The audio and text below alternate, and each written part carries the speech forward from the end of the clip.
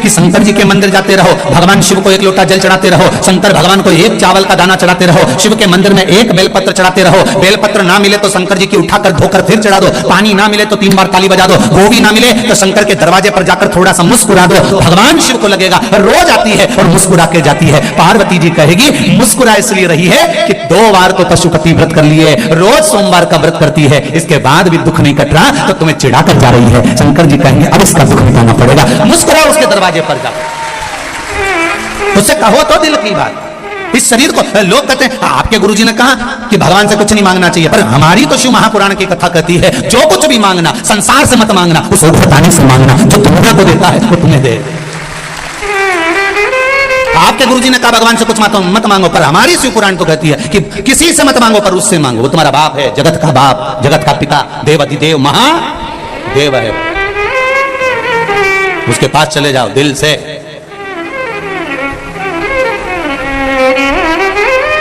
ये आत्मा, ये शरीर, ये सोने की रकम है, इस शरीर को भगवान तक लेकर जाओ।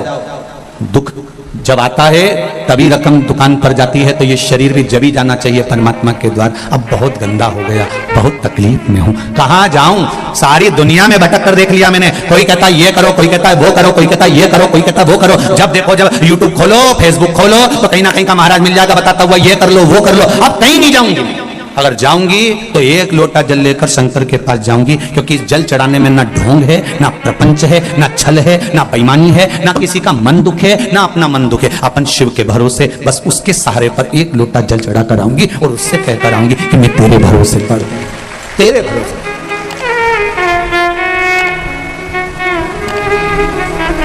बस तेरा से। भोलेनाथ दया करना, मैं तेरे भरोसे हूँ। उसके भरोसे पर रहो, उसके सहारे पर रहो, उसके आनंद में रहो, मत भटको यहां वहां। सारी दुनिया में भटक कर देख लेना, अंत में कुछ नहीं मिलने वाला। लोग तुम्हारा धन रख लेंगे, 5,000 यहां जमा कर दो, 2,000 वहां जमा कर दो, 3,000 यहां जमा कर दो, फिर ये 4 गेहूं का दाना उठा के ले जाओ, ने 5 ये ले जाओ, ने वो ले जाओ, कुछ नहीं निकलेगा इसका सार। अंत समय में फिर आना ही पड़ेगा शिव के द्वार। अंत बिंदु वही है, उसके सिवाय कुछ नहीं है। और जीते भी शिव के बन जाओ तो मरने के बाद भी शिव के ही होना है। अंत समय के बाद में, प्राण छूटने के बाद सब आग लगा के चले जाएंगे। भगवान विष्णु वैकुंठ में रहेंगे, ब्रह्मा ब्रह्म लोक में रहेंगे, इंद्र इंद्र लोक में रहेंगे, सारे देवता अपनी अपनी जगह पर रहेंगे। पर शमशान में जब आग लगा के जाएंगे तब कोई नहीं रहेगा, तब वो ही रहेगा, एक देव अधिदेव महादेव रहेगा। तुम हड्डियां अग्नि के कारण चटर चटर कर रही होगी तो महादेव पूछेंगे क्यों री कमला, तेरी हड्डी तो बहुत टूट रही रे। कमला के नहीं गई ना शंकर के मंदिर, इसलिए अब चटर चटर करके टूट रही। महादेव ये जाती ना तो नहीं टूटती है, निश्चित बहुत चटर चटर कर। जिंदा हो तब तक मोबाइल पे डीपी बदलते रहो, मरने के बाद तो एक फोटो फिक्स लगा रहेगा, फिर डीपी बदल ही नहीं पाओ।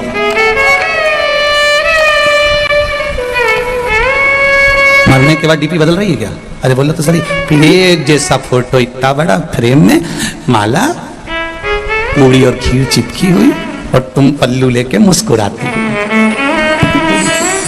इससे ज्यादा कुछ नहीं जीवन।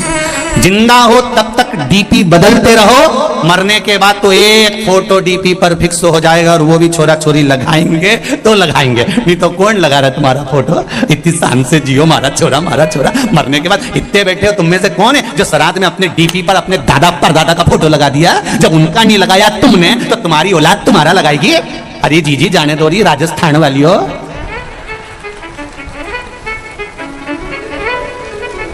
कोई नहीं याद करे, फालतू की बात। जब चले जाओ तो लोग बूंदी और सेव चढ़े खूब खाए, पर कोई नहीं याद करे। कौन याद करेगा? जिंदगी है, अलमस्त होकर जियो, रोके नहीं, खुश होकर जियो। इतनी प्रसन्नता का जीवन जीना कि दुख है और बहुत चेहरे पर स्माइल है, तो लोग भी, परिवार वाले भी कहेंगे कितनी दुखी थी, कितना कर्जा है, कितनी तकलीफ में है, तो भी कितनी मुस्कुरा रही है। पूरे परिवार वालों को तुम्हें देख के टेंशन हो जाएगा कि इतना दुख होने के बाद ये हंस क्यों रही है। उनकी रोटी नहीं भाएगी, उनको आधा खा के छोड़ देंगे कि ये मुस्कुरा क्यों रही है। कारण क्या है इसके मुस्कुराने का?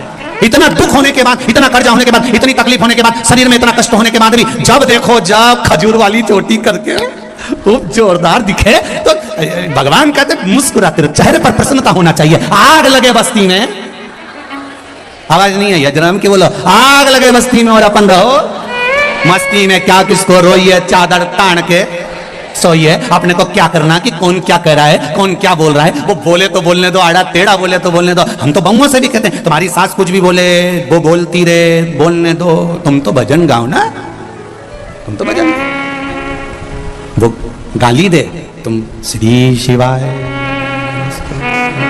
बस सास को ऐसी देख के 2-4 बार बोल दो श्री शिवाय।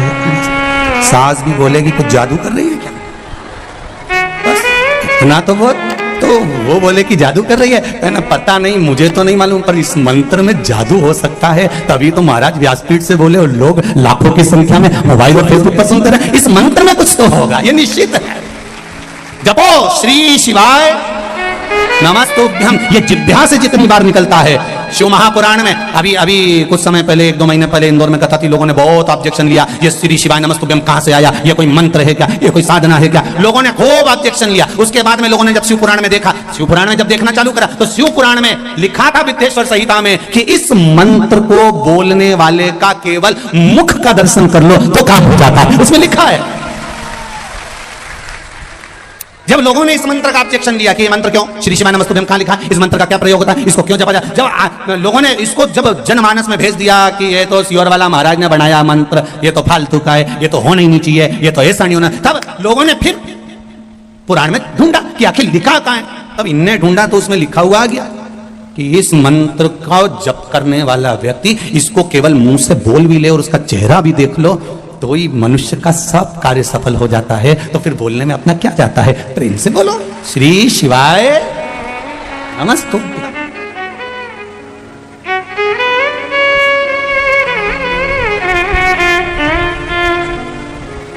स्मरण है उसमें।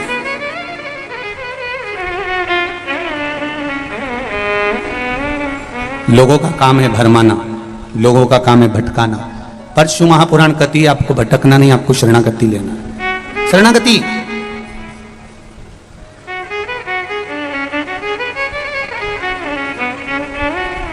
विभीषण लंका में रहते थे, कैकेयी अयोध्या में रहती थी। कैकेयी अयोध्या में रहने के बाद भी नहीं सुधरी और विभीषण लंका में रहने के बाद भी नहीं बिगड़े। कारण भीतर का जो संस्कार होता है ना, इसको कोई मिटा नहीं सकता। विभीषण के भीतर ऐसा संस्कार था कि विभीषण उससे डोला नहीं, और कैकेयी के भीतर जिदपन था तो उसको कोई डोला कोई नहीं। आज हिंदू सनातन धर्म के जितने त्योहार आते हैं, हिंदू सनातन धर्म की होली आई तो लोगों ने कहा पानी बचाओ, रंग मत लगाओ। दिवाली आई बम फटाके मत फोड़ो, प्रदूषण आएगा। नवरात्रे आए गरबा मत खेलो, ये हो जाएगा वो हो जाएगा। जितने सनातन धर्म के त्योहार आते हैं उसमें कहीं ना कहीं हम उसको रोकने का प्रयास करते हैं, बल्कि प्रयास अपने मन के कंट्रोल पर होना चाहिए। जब विभीषण लंका में नहीं बिगड़ सकता, कैकेयी अवध में नहीं सुधर सकती, हमारा मन का कंट्रोल होना चाहिए। हम जाएं गरबा खेलने, हम जाएं होली खेलने, हम जाएं दीपावली मनाने के लिए। सनातन धर्म के त्योहार आए उसको उत्साह से मनाना चाहिए, उसको उमंगता से मनाना चाहिए, और अपने मन पर कंट्रोल रखना चाहिए कि हम कहीं गलत संगत में तो नहीं जा रहे। हमें हमारे माता पिता ने भेजा है, हमारे माता पिता ने हमको भेजा कि जाओ तुम, ये होली का त्योहार है, ये दिवाली का त्योहार है, ये गरबे का त्योहार है, ये त्योहार आया है, तुम अच्छे से मनाओ। रक्षाबंधन का त्योहार है, हमारे माता पिता ने जब विश्वास रखकर भेजा है तो हमारे माता पिता के विश्वास को हम तोड़े ना, बस इतना स्मरण होना चाहिए। बाकी का त्योहार कोई भी हो सनातन धर्म का, उसे दिल से मनाना चाहिए। जितनी उमंगता से मना सकते उतनी उमंगता से मनाओ।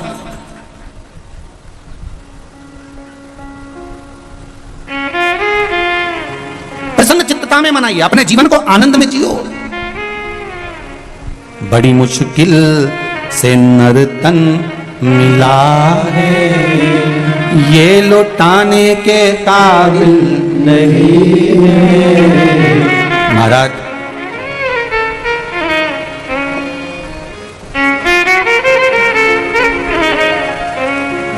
83,99,999 जन्म फालतू के मिलते हैं। उसके बाद मनुष्य का जन्म है 84 लाख हुआ। कितने जन्म निकल गए इससे पहले बोलो जरा? 83,99,999 जन्म। कभी मच्छर बने थे, कभी जुआ, कभी खटमल, कभी झिंगुर, कभी कीड़ा, कभी जलचर, कभी थलचर, ना जाने कितने कितने जन्म। 83,99,999 जन्म तो ये जीव जंतु के मिले थे। आखिरी का जन्म है 84 लाखवां जन्म। कौन सा? अरे बोलो जम के, मनुष्य का। और 84 लाखवां जन्म, और इसके बाद भी कोई गारंटी नहीं दी जीजिए कि अपन वापस मनुष्य बन जाएंगे। वापिस मनुष्य बने ये कोई भरोसा नहीं। अगर दूसरे का पैसा खाकर मर गए तो अगला जन्म भैंस का मिलेगा, और भैंस का जन्म मिलेगा, और जिसका पैसा खाकर मरे उसी के घर में दूध देना पड़ेगा, और वो नोच नोच के निकालेंगे। नोच खूब रोगी तुम भी कि हमने कौन सा पाप किया था जो इस सेठ जी के यहाँ सारा दूध देना पड़ रहा है। तो दूसरी भैंस समझाएगी तुम्हारे मोहल्ले की पड़ोसन, अरे अपन इसका खा के मर गए थे इसलिए निचोड़ निचोड़ के दे दो जब तक कर्जा पूरा नहीं हो जाए। खूब झूठ बोलेंगे, अब शब्द बोलेंगे तो अगला जन्म मेंढक का मिलेगा।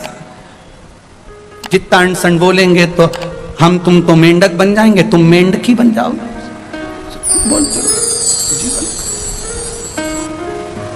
एक जन्म 83,99,999 के बाद जो मिला है ये मनुष्य का शरीर बड़ा विचित्र है। अंतिम बिंदु है, आखिरी। और इसमें इतना हमें फालतू के प्रपंच में नहीं पड़ना। घर में रहो, परिवार में रहो, कितना भी झगड़ा हो, कभी लड़कर अपने मायके नहीं जाना, कभी लड़कर मत जा। इनकी छाती पे मूंग धलो पर मत जा।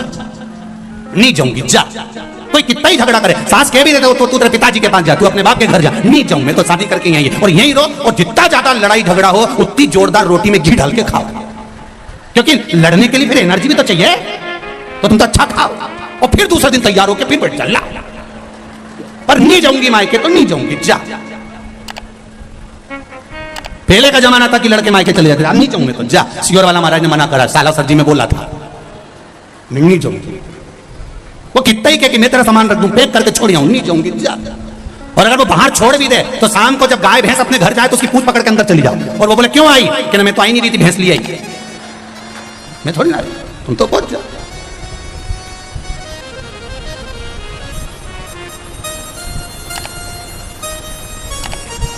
रहो प्रेमवश रहो। नियम ले लेना कि अब अपना 83,99,999 जन्म के बाद ये मनुष्य की देह मिली है, रोकर नहीं निकालूंगी, खुश होकर निकालूंगी।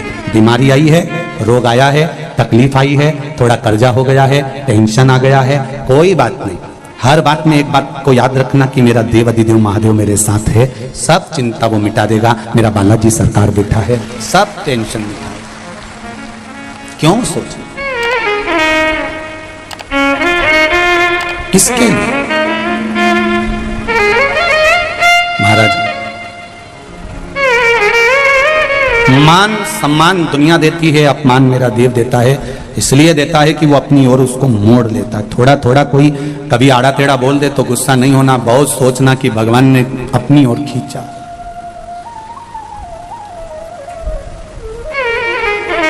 अपनी ओर खींचा, वो साधारण नहीं। भगवान शिव से अपने हृदय की बात, चित्त की बात भगवान रिटर्न भगवान शिव से जब दिल से, हृदय से, चित्त से हम भगवान को कुछ कहते हैं, भगवान सुनता,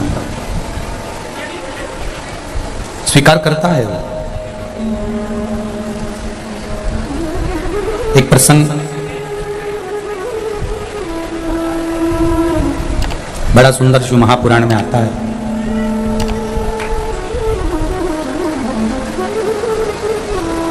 कि माता अंजना गौतम बाबा और मतंग बाबा के कहने पर आराधना कर कर जब शिव रूपी पुत्र को ही प्राप्त कर सकती हैं, तो भगवान के भजन में, भगवान की भक्ति में वो बल है कि हम भी परमात्मा से परमात्मा को ही प्राप्त कर सकते हैं। ये नहीं है कि परमात्मा हमसे दूर है, हमारे भीतर जो है वो आत्मा है। विश्वास के बल पर हम जिसको प्रकट कर लें वो परमात्मा। सारी समस्या का हल एक लोटा जल। बस जैसे पार्वती मैया ने भगवान शंकर से एक प्रश्न किया कि शिवजी, हे ओघड़दानी, हे बागंबर धारण करने वाले, मुझे आपसे केवल एक प्रश्न करना है कि मृत्यु लोक में भजन करने का कोई एक निश्चित समय रखना चाहिए या नहीं? कई लोग कहते हैं हम सवेरे 9 बजे पूजन करने बैठते हैं। हमारा नियम है 9 बजे से 10 बजे तक मैं पूजन करती हूँ। मैं 8:30 बजे शिव जी के मंदिर जाती हूँ, मैं इतनी बजे भगवान के मंदिर पहुंचती हूँ, मैं इतनी बजे भगवान का यह कार्य करती हूँ। समय से नहीं है। 2 बहनें थी, घर में चक्की नहीं थी। जब घर में चक्की नहीं तो दोनों बहनों ने विचार करा कि फिर ये गेहूं को कहां ले जाकर पीसे। किसी पड़ोसी के यहां गए और पड़ोसी के यहां जाकर दोनों बहनें गेहूं पीसने लगी। एक बहन उसमें से गेहूं का दाना उठाती है, खाती है, पीसती रहती है। दूसरी देख रही है, पहली उठाती जाए, खाती जाए, पीसती जाए। किसी किसी की आदत रहती है कि वो गेहूं या बाजरा या जौ कुछ भी पीसते पीसते मुंह में का दाना पटक लेती है, खाती जाए।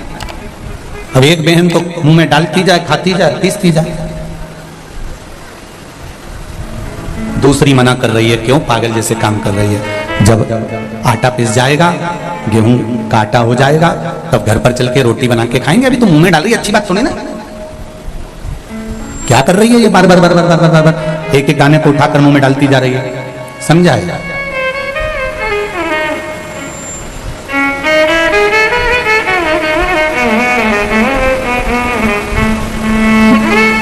अब जिस गांव में ये दोनों बहनें रहती थी, दोनों गेहूं पीस रही थी, आटा बना लिया, एक खाती रही, पीसती रही, दूसरी उसको समझाती रही। उसी गांव में कबीरदास जी रहते थे और उसी गांव में जब कबीरदास जी रहते तो ये दोनों बहनें जब आटा लेकर चली और चलते ही इन दोनों बहनों का पांव फिसल गया और फिसला और पूरा आटा कीचड़ में चला गया। अब आटा कीचड़ में गया, कबीरदास जी ने वहीं खड़े होकर बोल दिया, आटो पड़ो कीच में कछु न आयो हाथ, पीसत पीसत चबायो सोई निभायो साथ। अब कबीरदास जी लिख रहे हैं कि आटो पड़ो कीच में और कछु न आयो हाथ, और पीसत पीसत जो चबायो वही दियो साथ। शिव महापुराण में यही कह रही है कि भगवान के लिए अलग से समय निकालने की जरूरत नहीं है। अपनी चलती हुई जिंदगी में, चलती हुई चक्की में, चलते हुए समय में भगवान के नाम का दाना मुख में डालते चलो, कब जीवन निकल जाएगा और ये जीवन कब खप जाएगा, कोई भरोसा है क्या? और कई लोग इंतजार में बैठे हैं, अभी तो बचपन है, जवानी आएगी जब भजन करेंगे। अभी जवानी है, अधेड़ी आन दो जब भजन करेंगे। अभी अधेड़ी है, बुढ़ापा आन दो जब भजन करेंगे। उम्र का तुम्हारे को मालूम है कि तुम इतने साल में ही मरोगे? कोई जीवन का ठिकाना है क्या? कि कब मर जाओगे?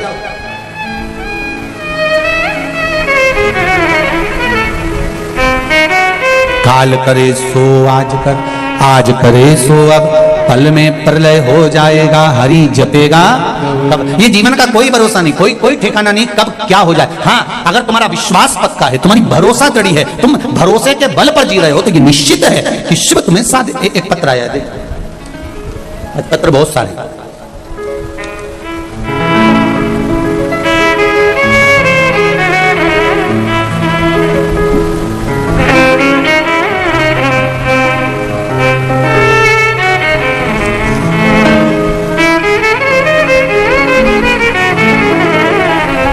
बनवारी लाल जी सेन सीकर से हूं। गुरु जी, आपके बताए अनुसार सावन की शिवरात्रि कहीं बैठे हैं? बनवारी लाल जी सेन कहीं बैठे हो तो हाथ हिलाइएगा, जहां कहीं भी बैठे हो हाथ हिलाइएगा। आपके बताए अनुसार सावन की शिवरात्रि पिछले साल मेरी बेटी ने पूजा की और अभिषेक किया। 14 साल उसकी शादी को हो गए थे, संतान नहीं थी गुरुदेव। 14 साल के बाद मई के महीने में 2022 को मेरी बेटी के घर संतान हुई है। मैं बाबा को भोग लगाने आया हूं। ये शिव है। एक पत्र और देखिए,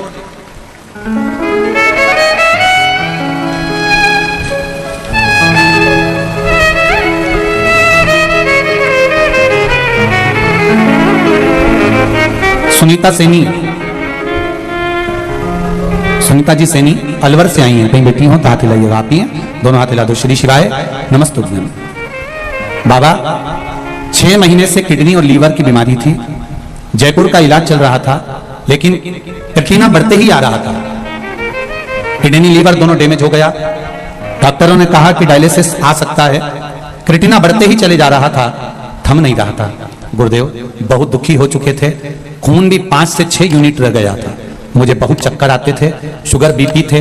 मुझे मेरी मम्मी और मेरे पड़ोसन ने, आंटी ने बताया कि भोले बाबा पर जल चढ़ाना।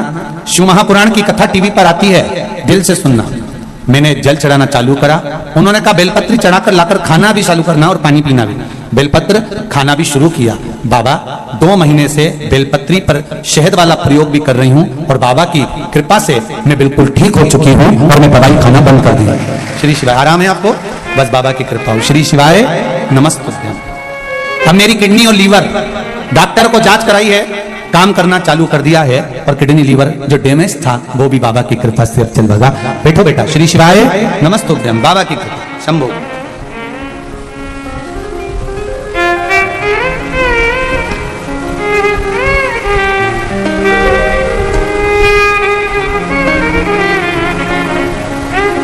दीपिका शर्मा रतनगढ़ चुरू से हैं। कहीं बैठी हो तो हाथ हिलाएंगे। आती हैं, दोनों हाथ हिला देगा। श्री शिवाय नमस्तोभ्यम। भजन की लाइन बहुत सुंदर लिखी है दीपिका जी आपने। भोले बाबा दया करना, मैं तेरे भरोसे हूं। मैं बाबा की उदारता का क्या बखान करूं गुरुदेव। बाबा मेरे बेटे गौरव महर्षि ने बैंक की नौकरी के लिए खूब प्रयत्न किया। जितनी बार एग्जाम देता नहीं निकल पाता। बहुत समय हो गया गुरुदेव, एग्जाम दे देकर थक गया। आखिरी में लगने लगा कि अब नहीं लगेगी। जो लोग पैसा दे हो सकता है उनका लगता हो, पर बाबा एक बार शिव महापुराण की कथा श्रवण करी। बाबा ने आपकी कथा के माध्यम से पशुपति व्रत किया और शंकर भगवान की ऐसी कृपा हुई कि मेरे बेटे को जब अगली बार एग्जाम देने के लिए गया तो आरबीआई बैंक में मैनेजर की पोस्ट प्राप्त हो गई। शिव जी को भोग लगाने आई हूँ प्रणाम करने के लिए। बहुत बहुत बधाई बहन आपको। श्री शिवाय नमस्तोभ्यम। गुरुदेव गायों को लंपी रोग ग्रसित गाय हैं, जिनको मेरे परिवार द्वारा शिवजी पर चढ़ाए हुए जल को पिलाने से गाय रोग मुक्त हो गई है। गुरुदेव हमारे यहाँ की गाय भी हमने शंकर जी पर चढ़ा हुआ जल और बेलपत्र खिलाया तो आराम लगना प्रारंभ हुआ है। ये शिव कृपा है। प्रणाम करती हूँ। हर हर। बैठिए बहन बैठिए। श्री शिवाय नमस्ते।